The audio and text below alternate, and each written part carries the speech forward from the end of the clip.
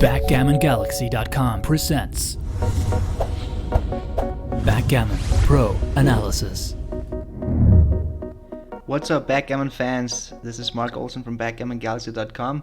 If you saw my recent video from my trip to the Grand Bazaar in Istanbul, you saw that I got myself into a street match against a local player, and we played the Turkish version of backgammon, which is called tavla, without the cube.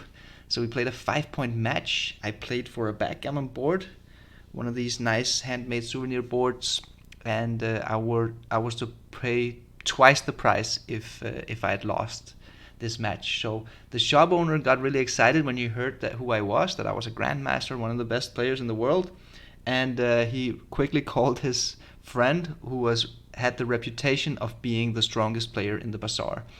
So I recorded the match. I put up my iPhone. I know the footage is not really good, but at least we have it on video. So I mounted my iPhone next to the board, and now I'm gonna make a pro analysis of this match. So I hope you will enjoy. I'm looking forward to see how this Turkish guy plays. Of course, I have a very strong opinion about his game. After I played him, my opinion was that he was definitely an experienced player, but of course had some leaks in his game. And here we have the first tabla rule. If you win the opening roll, then you can actually re-roll the dice and have another opening roll. So you can even start with a double. Okay, there's a small error there from my opponent. He runs all the way instead of unstacking. So do I. I also run. I have the extreme gammon analysis here, so we can follow move by move. Okay, fine play. And look, he even rolls his dice before I have committed my move. If I would have been more clever or fast, I would have moved another ace, so I hadn't got hit by the 6-3. Okay, so 3-6 here, make a small error. Slightly better to slot the deuce point here, don't leave any shots. Then my opponent, he makes a very safe play here. He safeties the blood. That's too safe. It's better to just run all the way, or at least come down. We're playing so fast here. I re-hit 6-1, then he re-hits with 6-1, then I have a 5-3. I'm gonna slot. Then he has a 5-1. Okay, here he thinks, but he does manage to find the best play here, which is to run and hit loose on the 5-point. Very good play. Again, it shows that he has positional understanding of the game. This was a little bit too safe, this 4. A better 4 would have been to unstack and try to develop while I have a weak inner board. Okay, I'm coming out, that's fine. Oh yeah, we're not playing with a doubling cube, so I'm just gonna ignore that. He unstacks. Okay, I get to develop a little bit of my position. I'm not really happy about the checker on the deuce point, but at least I get to develop. Aces, that's a good roll. He finds the best move, very good. 6-2, now I have a little bit of a back game going on here. It's not really a back game since I don't have the timing, but at least it's a double anger and it's pretty strong. He rolls a double 6s, not too bad. Double 2, okay.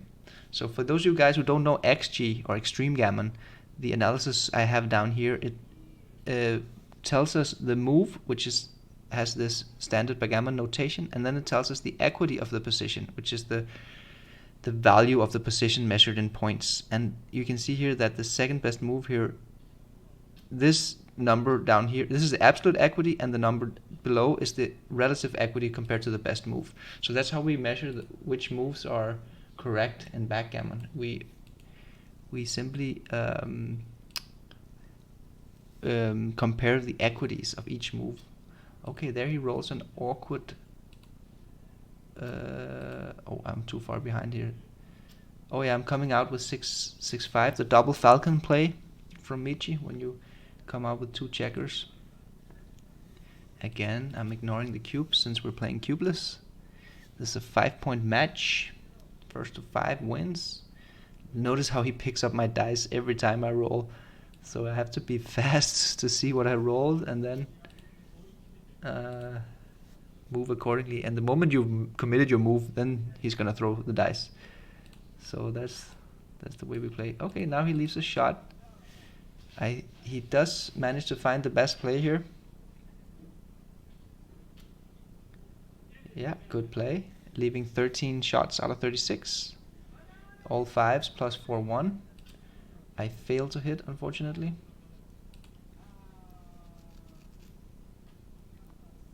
Okay. He has 2 variations here. They are equally good. He's a huge favorite either way. It's gonna be easy for him to clear the last 3 points. Very strong, 3-2. And now he's just cruising.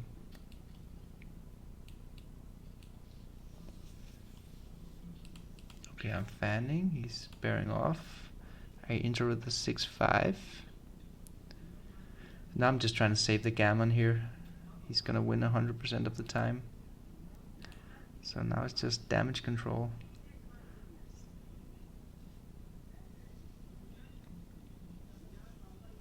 $62 pips down. We have the pip count here from Extreme Gammon in the stream. Okay. 4-2, 6-3, and I take a checker off and I resign for 1 point. So 1 point down. Not a good start, but at least I saved the gammon.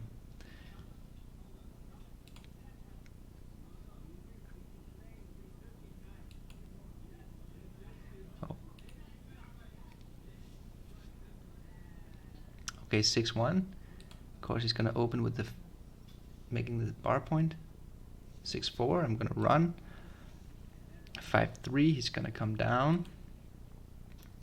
4-2, I'm gonna come down as well, make the major split, and then he rolls a crucial double deuces. But this time, he really misplaced the double deuces. This is such a defensive and weak play. He should have, of course, gone for the aggressive move here, where he both maximizes winning chances and gammon winning chances. Instead, he ends up choosing this very safe play, which doesn't really do anything good. It's a slight improvement, of course, to have the 22 point rather than the 24th point. The resulting position will look like this. But compared to this resulting position, look how strong the front position is here in the top right corner. But eventually he does make the blunder. 2-1, I'm gonna anchor here. I'm not trying to lose a gammon. Or I'm trying to not lose a gammon.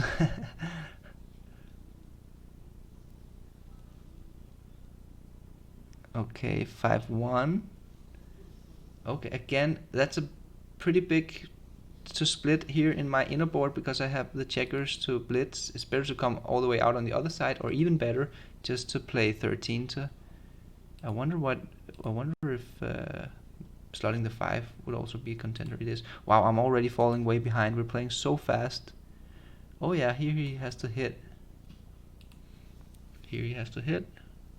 Again, he doesn't put my checker on the bar. You just put it there. Then I can put it back on the bar if I want to. I fan on a 2-point board and he rolls the best roll at his disposal, double 3. And I am getting crushed here. Really, really getting crushed again. I want to try to not lose a gammon.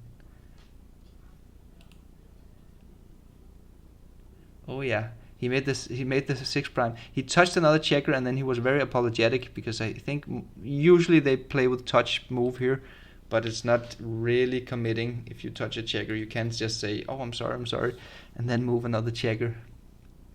Oh, I made a blunder here with 3-1. I shouldn't have hit. This was my first blunder in the game. This was too aggressive. I was trying to counter prime, but I am giving up a lot of gammons in the process, so I should have just played safe. And I still had some counter prime going. I found a good slotting move here though, the roll after. Okay, small technical error from my opponent. And my opponent, he's a really experienced player, I could tell. He's been playing this for decades. I guess he was like early 60s, if I had to guess, maybe late 50s to early 60s. So he's definitely played a lot of games of tabla. 2-1. Let me just try to catch up here with the... Oh yeah, here we go. Yeah, he's just gonna keep his 6 prime, of course. I fan. Oh, he gets a double. Oh, sorry, a 4-1, and this time he's gonna blunder. So again, he clears from the rear, which is a good rule to follow. But here he has a better move. He could clear the 8 point, the 7 point instead of the 8 point, and get a little bit better flexibility, and have preserve better numbers for the future. Oh, this is going so fast. We're playing really, really fast. Let me see if I can catch up here. I think this is the 4-2. Yeah. Yes. Okay. So slightly inferior 4 according to Extreme Gammon, but that's perfectly fine. 4-3. Yeah. Now he makes a big blunder. So what he should do while I'm on the bar is try to get this spare checker away from the 7 point, so he's ready to clear the 7 point. That's the problematic point at the moment. So he shouldn't put spare checkers on it. Yeah. Okay. I caught up again. We're playing so fast that it's just so difficult to catch up. So far, I think he's made 2 or 3 blunders, and I've made 1. And furthermore, he's made a couple of small technical errors. You see him discussing with the spectators. That was quite normal. They were basically discussing plays all the time. Here I make a bad play. I don't know what I was doing here. I'm blaming it on the speed and the setting, because that was such a horrible play with 5-3. It's much better to just run and try to avoid losing a gammon. My winning chances are low, and there's a huge difference in gammon loss whether I run on this roll or next time. Okay, so 6-2, and now I get a shot. He does find the best play, so let's see if I can hit. I cannot. I roll a 5-3, and I think he's just gonna win this game again and not losing a gammon.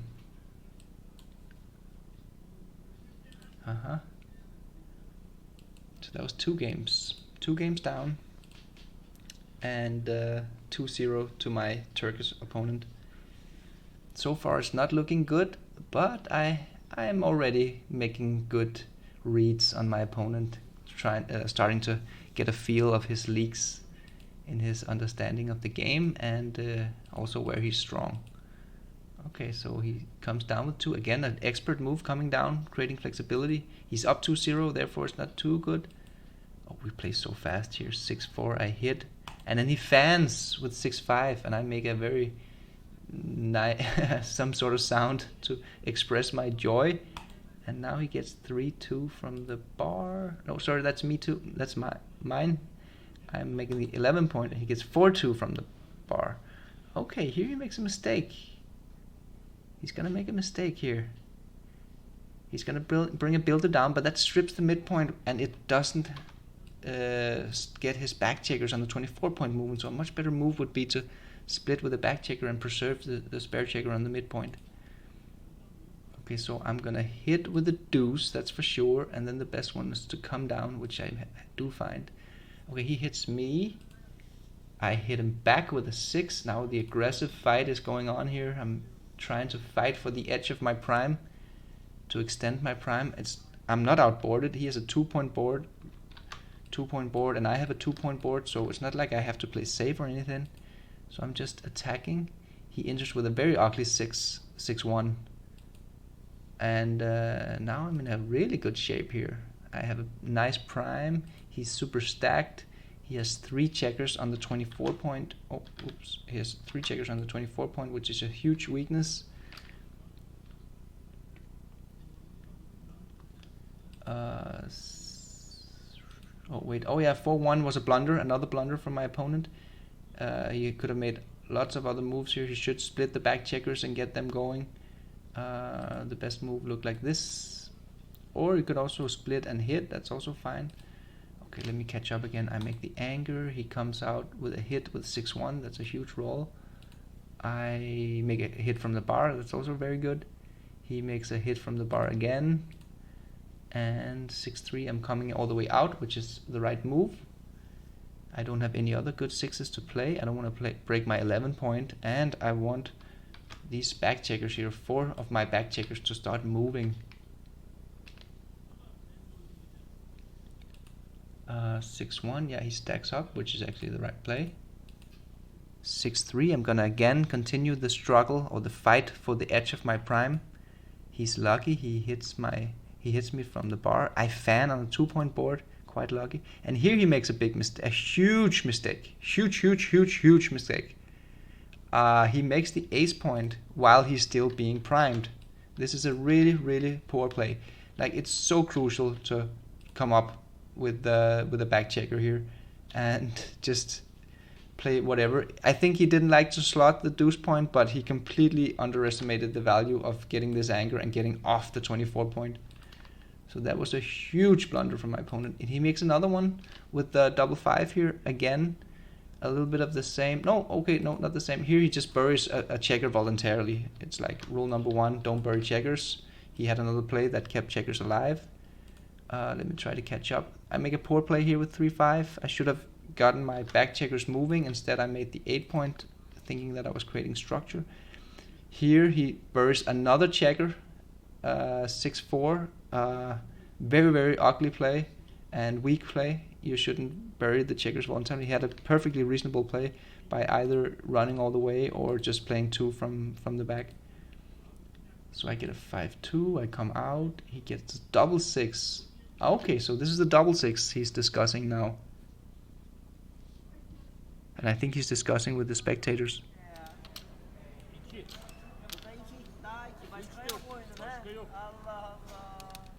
Okay, he ends up finding a reasonable play. And now I get a 4-3. This one is tricky, and I played it a little bit too big with 4 blots in the outfield. I figured that since he was crunched and had a blot in his inner board, I could play very boldly and aggressively, but this was a little bit too much. I had a perfectly fine move with 13-9, which still has 4 builders to the 7 point, and it keeps the midpoint to block his double 6s, so he would end up here on my bar point if he were to roll a double 6. He rolls a double 3, which is very ugly. I can punish him if I get a 6, but I don't, but instead I make the bar point. It's pretty good. Now I have my prime. He comes up to the edge of the prime, which is crucial.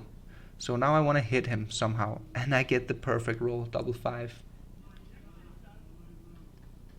And the spectators are clapping. This is really good. Now I finally got him trapped. He fans again. I want to hit that second blot. Here I make a small mistake, I think. No, I think this is a mistake with regards to cube actions. That's why I get a 19.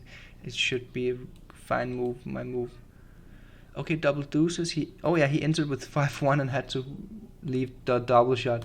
So I get a double deuce, so I'm going to point shift here. Beautiful play. Put 2 checkers on the bar. I'm going for the gammon now. Double 5, a perfect roll. Perfecta. And now I'm just rolling the checkers home. Okay, again, I think that my opponent has played pretty well in the first 3 games so far, except for the moves where he buried checkers in this game. That were horrible moves, but it's a classic leak in the understanding of the game, even among experienced players. So I wasn't surprised when I saw it, but it's just shows why he's not a professional. Oh, I missed a beautiful bear-off play here. I could have borne off aggressively like this because he has 2 checkers on the bar. I'm really fighting for the gammon here, and this blot in his opponent's inner board combined with the crunch position just allows me to play so aggressively. So I missed a beautiful bear-off play here. I played it safe instead, and it's actually almost a blunder. I should have just played it aggressively. like this rather than like this. Okay, but I'm back in the game. I win 1 point. And now I get to start with the opening roll, because the player who won the last game gets the opening roll in the next game. So I roll a 4-3, I come down with 2, trying to create flexibility and add ammunition for a potential blitz. He makes the 7 point, I make my 5 point, he makes his 3 point with double 5s now, and I get a beautiful double 3. Now I have a big advantage in the priming game. Yeah, here he makes a small mistake with double. No, it's not really a mistake, it's a fine play. And I get a 3-1. This is a blunder. Look at this play. What a horrible play I made here. I could have had the same amount of builders with 2 fewer shots. This is 2 shots, this play. It's just 6-5 versus my play, which is 6-2 and 3-5.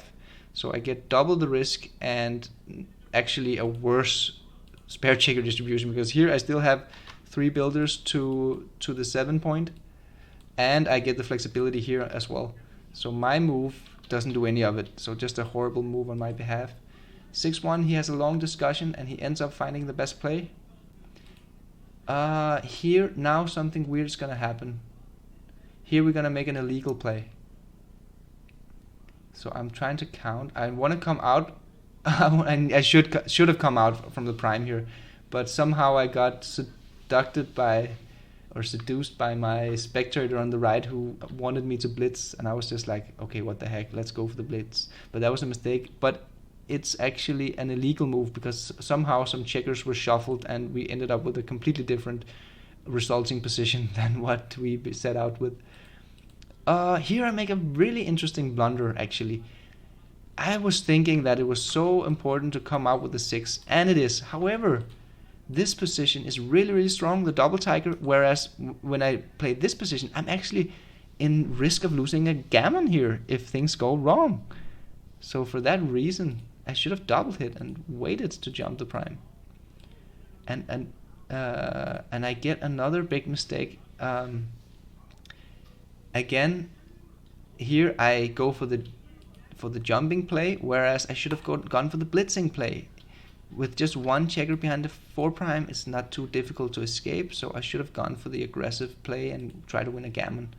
Okay, let me see if I can catch up here. He rolls a 6-1 from the bar. I roll a 4-1, which hits him back. He fans. I get a 4-1. Okay, so I'm going to hit, I'm going to be aggressive, and then I'm going to try to go for the 6 prime. He hits with a 6-1. I get a 4-1, which is going to split my back checkers. He enters with a 1-5, 6-5. I'm going to make the 6 prime and come out. Notice that I leave my blood on the rearmost point to squeeze him, to make it more difficult for him to play his checkers back safe, because I want to hit more checkers. Okay, so 5-4. 6-3, he leaves a shot. Okay, 6-1 for my opponent. Okay, I caught up in the transcription here. We're playing so fast. It's very difficult to comment while I'm trying to comment from my transcription. So it's the board in the top right corner. Okay, so he buries some checkers. I get a double 3, 4-2. He has to bury more checkers. He gets a 3-2. Uh-oh, he tried to play an illegal play, but I was sharp. I noticed. Okay, there it is. 6-3, 2 checkers off. 5-1. That's more checkers to the graveyard. Okay, he's crunching even more. Look at my winning percentage here. It's up to 98.8% with 41% gammons. It's looking really good. Deuces, he's just crunching and crunching. Oh, that was 6-5. He's gonna run. 6-3. 5-4. He's gonna make this 4 point. Oh, that's a mistake, by the way, because he's not gonna win this game. So he should just run with this back checker. Look at the backgammon rates here. We're not playing with backgammon. Okay, maybe his move makes sense because we're not playing with backgammon. Extreme gammon shouldn't evaluate this as a blunder, actually. So with this rule set, maybe he made a good play. Oh yeah, then I roll. I'm unlucky to roll an ace here, so I don't get to take off 2 checkers. And then he rolls a 4-1. Oh no, sorry, that's me, my bad. He rolls a 6-2, and then I roll a 4-1, and he saves the gammon with a 6-1. So just a single game for me. So the score is now 2-2.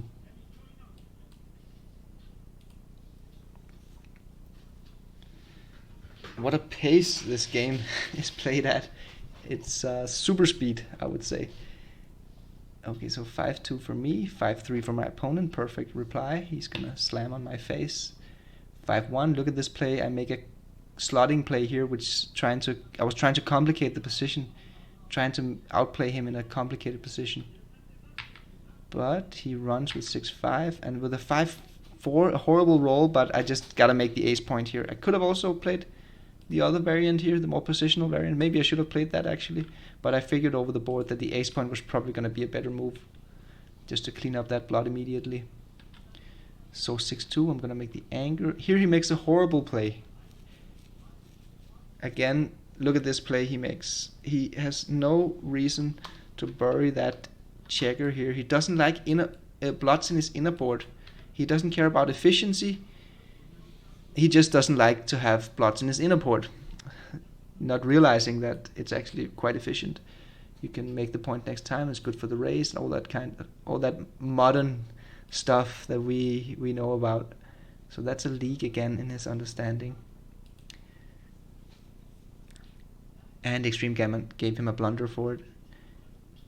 It wasn't a dramatic position by no means, but it's just if you fail to follow the universal principles of checker play, then it can be a really big mistake. Backgammon is a long-term strategy game where you gotta put your checkers where you need them in the long run.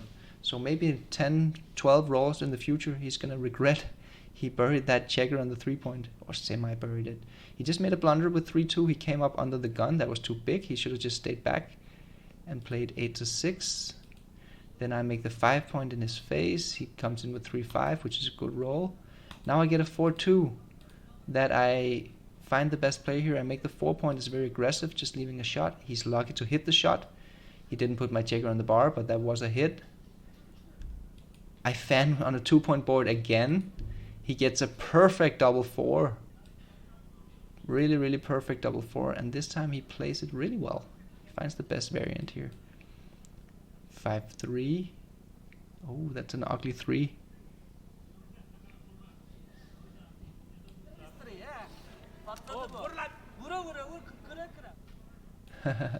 So I didn't have a good 3 to play. I did find the best one though. The only one that makes sense. Oh, now we're gonna have a long discussion. And as we can see, somebody just punched the camera. So now for the rest of the game, we're gonna have this board that's not doesn't show it. We can still see the checkers on the last point over at the right hand side, but it's really ugly to see this board completely out of sync. Okay, so he's discussing now with all of his companions around the board, all of the spectators, and it was quite heated discussions. Of course, as we can see, there's only one right play here, and he does find it. He does find it. So 5-3, that's a good roll. I anger up. He gets a 6-5. Again, he buries a checker for no real reason here. He could have played a better, more efficient move, playing 8-2, 9-4, instead of playing 6-1, 9-3. And now I make my biggest blunder of the session. This was actually a very difficult move because I'm trying to maximize contact value, not the other way around. So I'm not sure how to play it. I know that he has a blood in his inner board, and I have a better inner board, so I could play bold, and that's what I eventually did, but it's just too big. It's better to play this one where he doesn't have good sixes, basically. You hate to get hit by a 6, especially 6-6, 6-2, 6-3, which covers the ace as well. And now he rolls a 6-5 here, and he is forced to leave a shot. He's forced to leave a shot.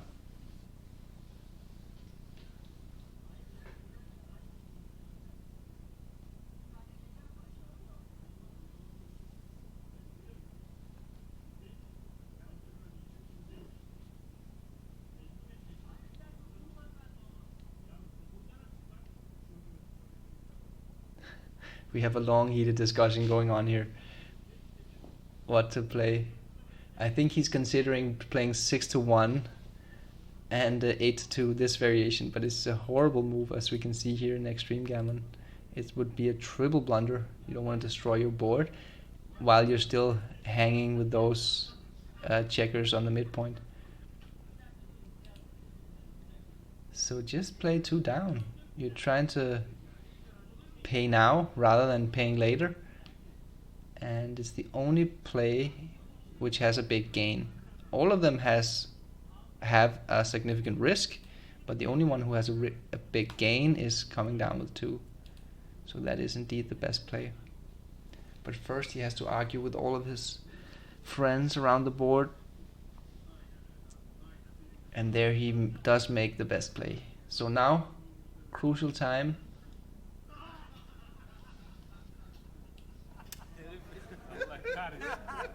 Ben sana demedim mi? Ya ne dedim ya ne dedim Ya bırak alternatif Allah matematiksel aşkına. Benim yapsaydım tam tersiydi. They're all cracking up. I roll the perfect joker, double aces, to just hit and close him out. And now I'm gonna pick up the second checker as well. And I'm just gonna cruise home, and I'm a 72% favorite to win a gammon here. It's already 40% gammon by the 2 checkers closed out on the bar, and he has an additional 4 checkers on the 8 point, which is 4 crossovers to get into his inner board, and then he has to get a checker off. So I'm a really good gammon shape here. Let me see if I can make it all the way through. We're playing so fast. Yeah, that's was that a 4-2? No, it's a 3-1. And then a 5-3. Okay, here I make a poor move. I'm trying to play safe here, but actually I should play a little bit more flexible.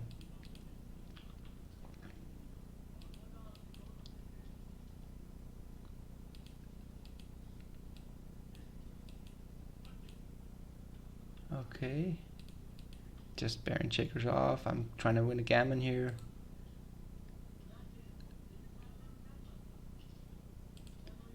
Then I get a beautiful double 6. No, wait.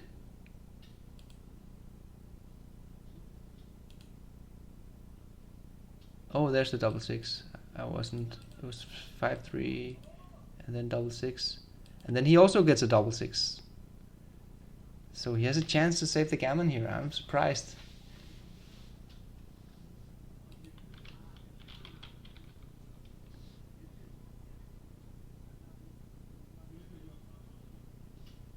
Okay, so he does make a reasonable play.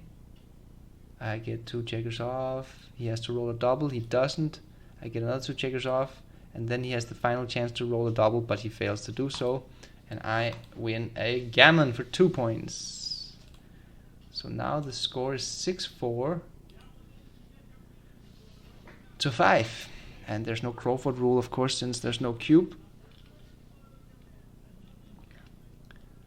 Okay, so 4-1 opening. Of course I'm gonna slot against this guy, trying to get the game into a back game.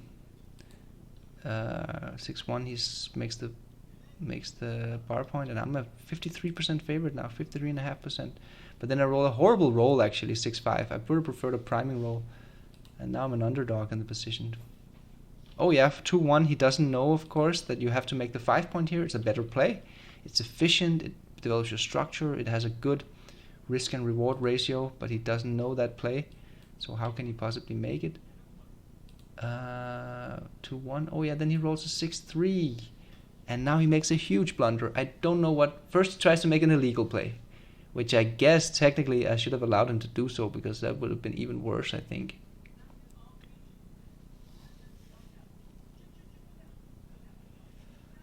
I don't understand this play at all. He has such a good play at his disposal, splitting the back checkers and making the 10 point. Instead he goes crazy and hits on the ace point for no reason. You don't want to make that point. You lose a valuable builder. There's no blitz value in the position. You're outboarded. It doesn't make any sense. 6-4. I make. Yeah, he made a small mistake here with 5-3. Again, he should have split his back checkers. The race is quite close, so he should split the back checkers. 6-4. I make the 2.53 comes down. Here I make a very big play with 3-1, but as we can see, it's actually a beautiful play by XG agrees. This is a world-class play, in my own opinion, if I can say so. Just spreading the outfield checkers, gaining as much flexibility and builders as possible to make that bar point to try to close him out. He gets lucky and rolls a 6-5. He hits me, but I roll a deuces from the bar, a point shift. Nice play, again an expert move. He fans very nicely, and 3-2. I'm gonna triple split, try to get that flexibility with my back checkers so I can come out with as many dice rolls as possible. 4-2. Okay, so he's trying to find a deuce. The best deuce is to hit loose on the 4 point, the aggressive one. He plays the passive one, which is half a blunder. Oh yeah, I roll a 6-1. I hit, of course, and I anchor up. Okay, he fans. I roll another 6-1. I roll a 5-2. He's fanning. He's holding his checker in his hand. That's why we can't see it. Okay, finally he enters. And let's see if he can find the right ace here. He can. It is completely the only reasonable choice. 2-1. That's not good. I cannot hit. I do consider the banana split here. I do consider it. You actually win a little bit more games on it, and of course you win a huge amount of gammons with the banana split. This is the standard play. If the score had been 0-0, this would have been my play. But since I'm up 4-2, I only need 1 point. So this gammon rate here of 36.5%, it's basically worth nothing. All I care about is my winning chances, which is here, and my gammon losing chances. As the problem with the banana split is that it just loses too many gammons at this score. So for that reason, I opt to play safe, which was a good play. Either of the two aces were better. So double fours, huge roll. So that's 1-2. Yeah, and then he runs out and hits. It's a perfect roll. Literally a perfecta. Okay, I hit from the bar. That's very strong. And he fans. Now the gammon threat is real. Oh, by the way, I don't care about the gammon threat. I just care about escaping his prime and winning in the race. Since I'm going to be up in the race now. Then I roll a horrible double 3. Really, really horrible double 3. So I have to bury checkers. The guys around the board said, yeah, no, open up, open the door, they said. Open up the door.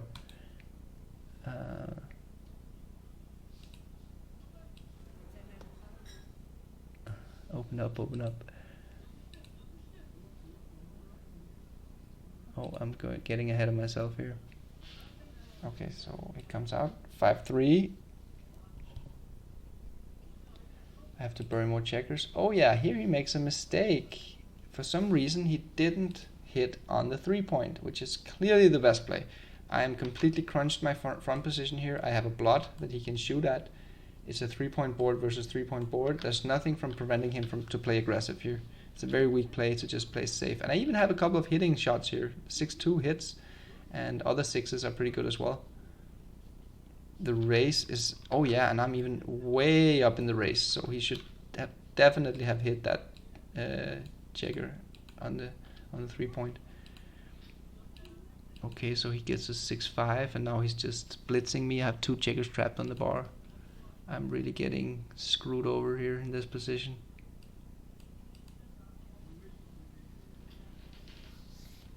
(3-1). he plays a good play, maximizes builders, very good play. Again, goes to show that he does have a good basic level of understanding of the game. He makes a lot of moves right, he follows some principles. Actually, if he could just like adjust some of the principles that he's following, he could actually be a really, really strong player, because he's already getting a lot of things right. For instance, if we could teach him to play a little bit more efficient and not bury checkers, that would go a long way. Oh, sorry, I'm again getting ahead of myself here. What role is this?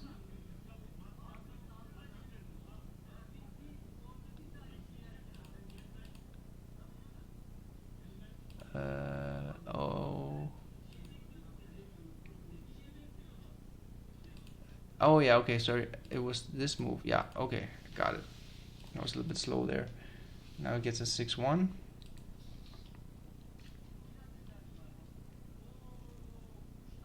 Double aces. Here he makes a brilliant play by taking off 3 checkers, going for the gammon. Truly brilliant play. Like, look at the differences in gammon rates here. 68% versus 55%. So that was a great play by my opponent.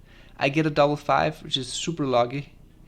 I get to save the gammon for the vast majority of the times. And that's basically what's happening here. Just need to come in and save the gammon, and there I just resign a single game. Okay, so 4-3. We are in game 7 now. So far, I think that my opinion hasn't really changed since game 1 or game 2 on my opponent. He has a good basic understanding of the game. He plays quite well, but he has some classic leaks. He doesn't like to have blots in his inner board, and he buries too many checkers. That's basically it. Furthermore, he plays super fast, so there's probably also a little bit of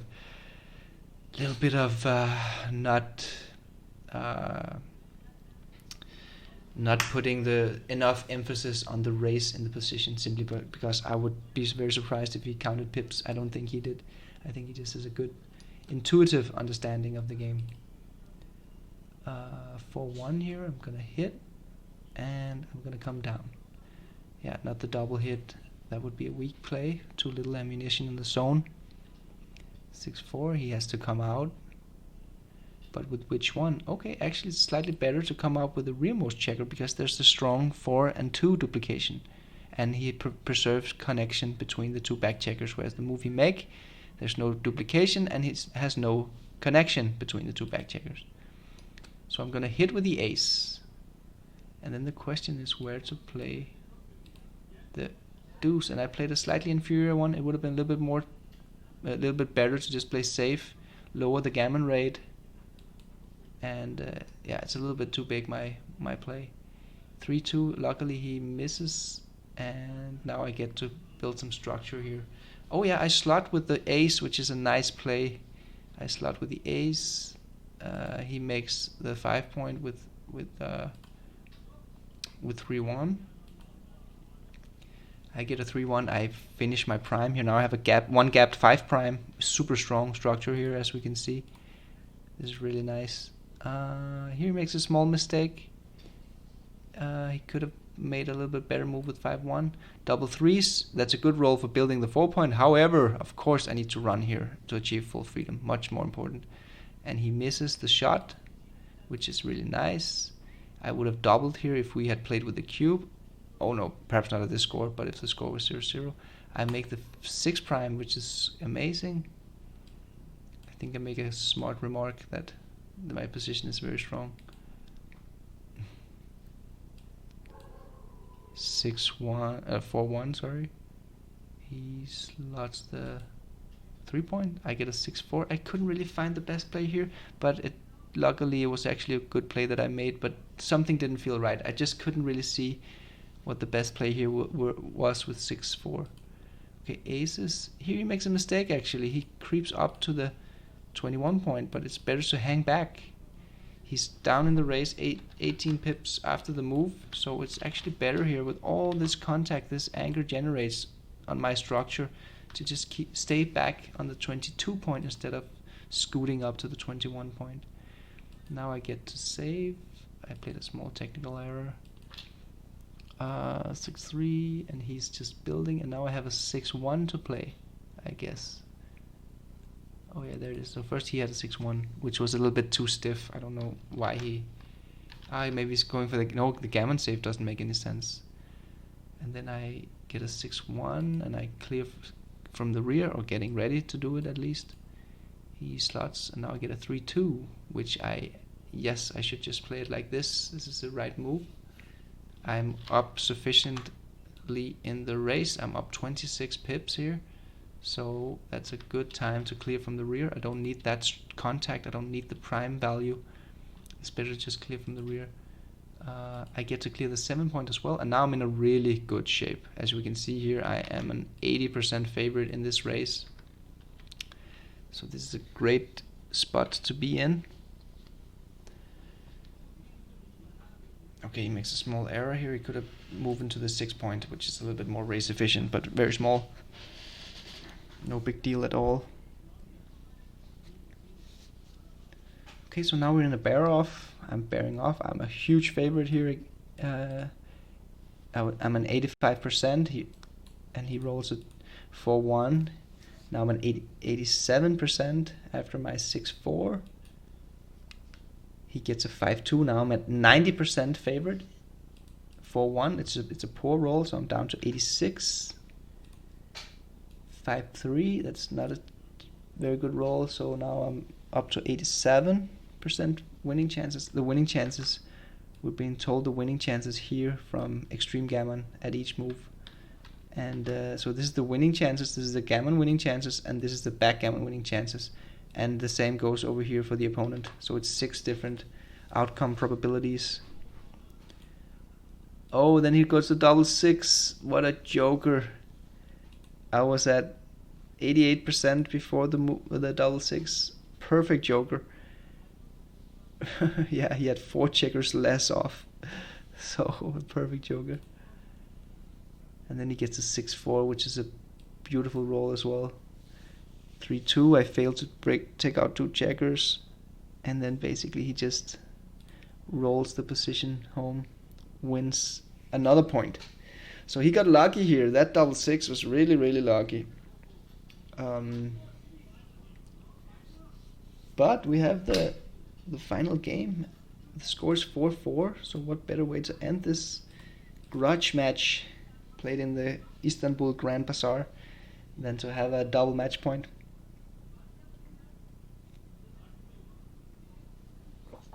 One of the spectators tried to argue that he had actually won 5-4 now, but then I told him that we have it on camera, and then he laughed. I think he knew he was trying to hustle me.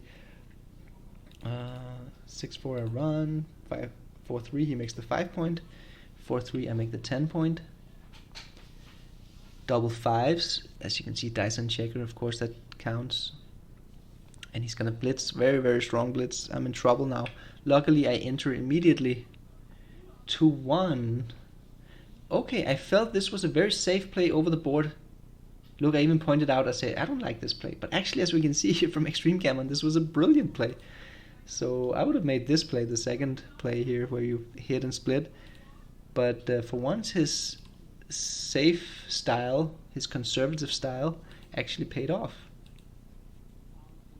Okay, so I'm enter with a 3-2. He gets a double ace, which he plays perfectly. Very good play.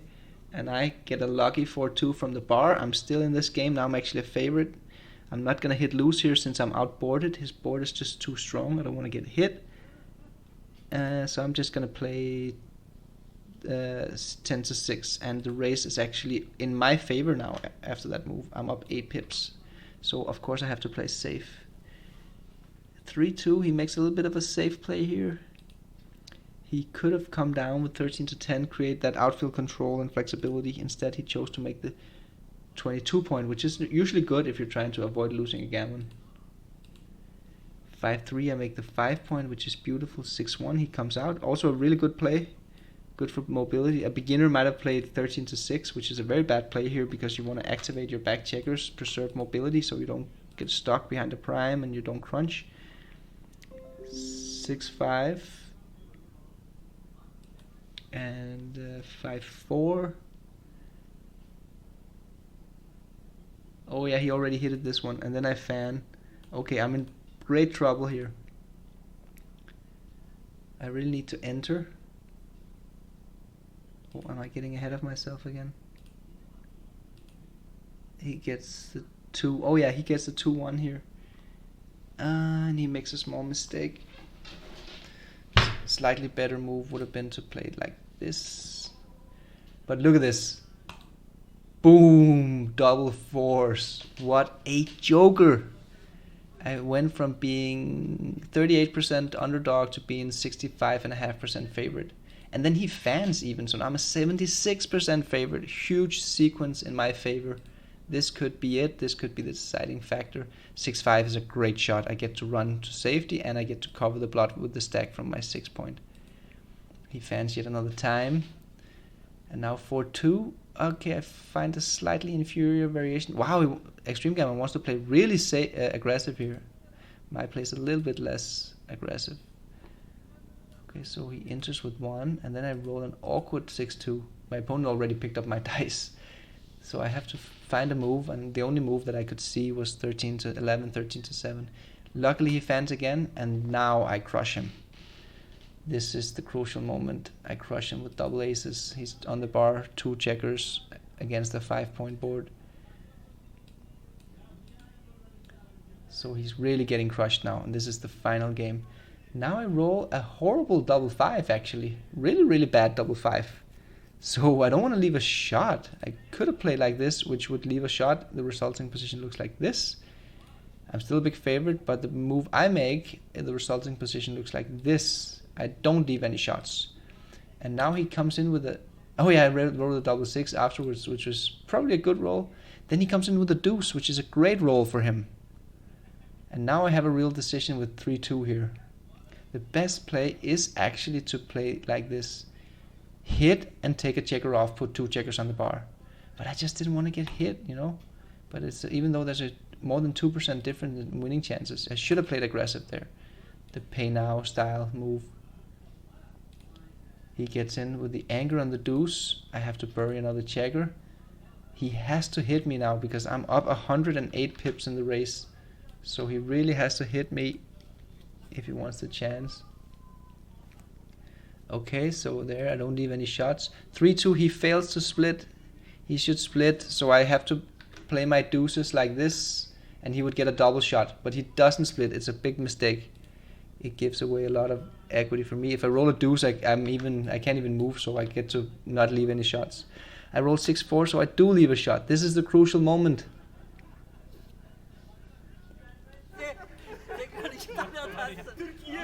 He has to hit. He has to roll a deuce, otherwise he's gonna lose. Oh, he already hit. Oh yeah, he rolled the dice. He rolled the dice and he missed it, and we had the glasses flying to the board. Those of you who saw the other video saw that sequence. A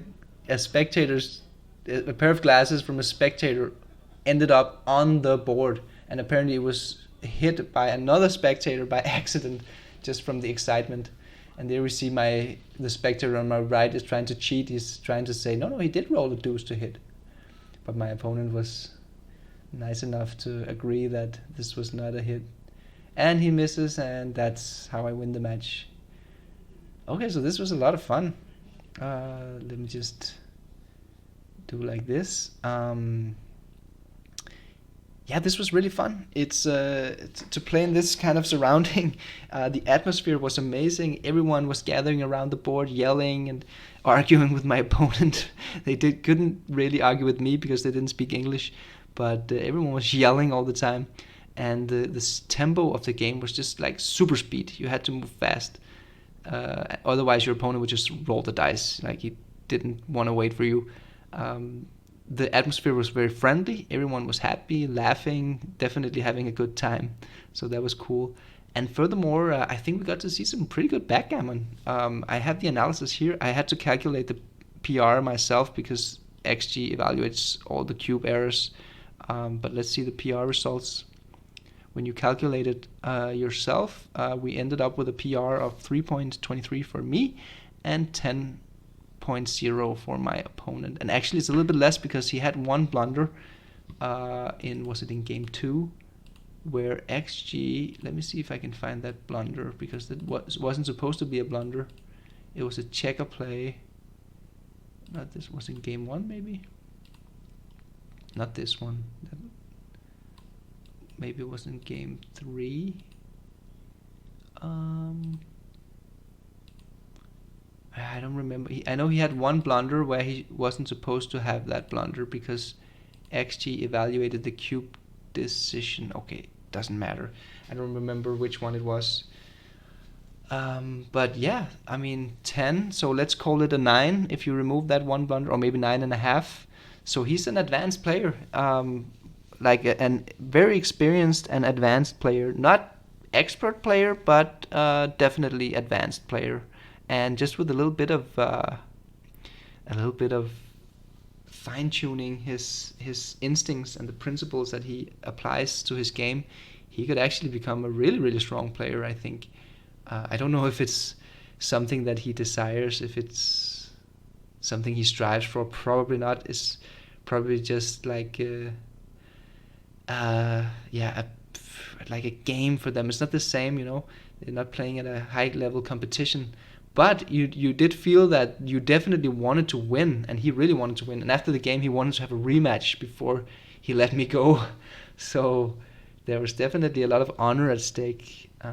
All in all, a really fun experience.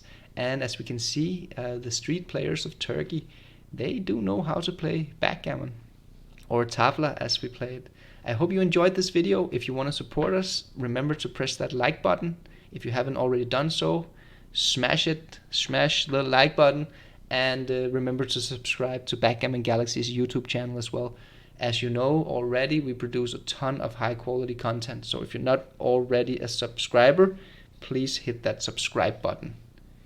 That's all for now. See you next time. Backgammon Pro Analysis. BackgammonGalaxy.com. Play among the stars.